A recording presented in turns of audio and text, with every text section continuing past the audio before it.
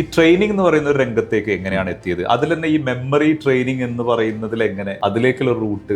അതിലേക്കുള്ള റൂട്ട് വേറെ ഒന്നുമല്ല. ഈ ഞാൻ പറഞ്ഞല്ലോ, ഞാൻ ഈ ഡയറക്റ്റ് മാർക്കറ്റിംഗ് ഒരു സ്ഥാപനത്തിൽ ജോലി ചെയ്തു. അപ്പോൾ കുറച്ച് കഴിഞ്ഞപ്പോൾ നമ്മൾ ഇതിന്റെ ബേസിക്സ് കാര്യങ്ങളൊക്കെ പഠിക്കുന്നു. പിന്നെ നമുക്ക് തോന്നുന്നു നമുക്കൊരു ഓണ്ടർപ്രണറായി മാറാം എന്ന് തീരുമാനിക്കുന്നു. 3 പേര് കൂടിയിട്ട് ഒരു ഡയറക്റ്റ് മാർക്കറ്റിംഗ് സ്ഥാപനം നമ്മൾ ഇടുന്നു. ഓക്കെ, തുടക്കം അതിഗംഭീരമായിരുന്നു, നന്നായിട്ട് കാര്യങ്ങളൊക്കെ പോയി, ബിസിനസ് നന്നായിരുന്നു. പക്ഷേ നമ്മൾ ആസ് എൻ ഓണ്ടർപ്രണർ, നമ്മൾ ചെറുപ്പമായതുകൊണ്ട് നമുക്ക് അതിനെ നന്നായി മാനേജ് ചെയ്യാൻ സാധിച്ചില്ല. അത് 8 നിലയിൽ 14 നിലയിൽ അല്ല 16 നിലയിൽ എന്നൊക്കെ പറഞ്ഞ പോലെ തകർന്ന് തരിപ്പണമായി.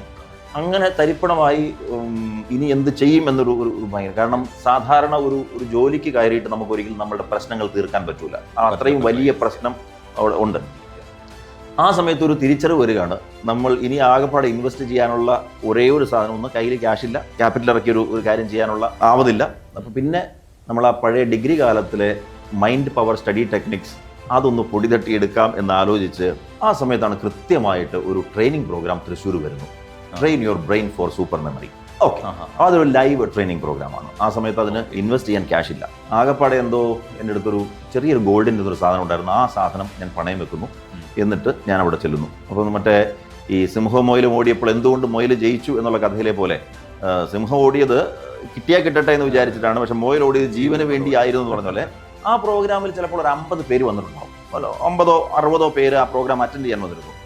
ഈ 59 ആളുകളും ഒരു ക്യൂരിയോസിറ്റിക്ക് വന്നവരായിരിക്കും. പക്ഷെ ഞാൻ ഇത് എൻ്റെ ജീവിതമാണ് എന്ന ആ ഒരു തീഷ്ണതയോടുകൂടി പോയ മനുഷ്യനാണ്. അപ്പോൾ അങ്ങനെ അവിടെ പോയി ഞാനിത് അറ്റൻഡ് ചെയ്തിട്ട് ആ കാര്യങ്ങളൊക്കെ കൃത്യമായിട്ട് എന്ത് ചെയ്തു. ഓക്കെ, നേരത്തെ ഒരു ബാക്ക്ഗ്രൗണ്ട് ഉണ്ടായിരുന്നുകൊണ്ട് ഐ സ്റ്റാർട്ടഡ് പ്രാക്ടീസിങ് ഇറ്റ്.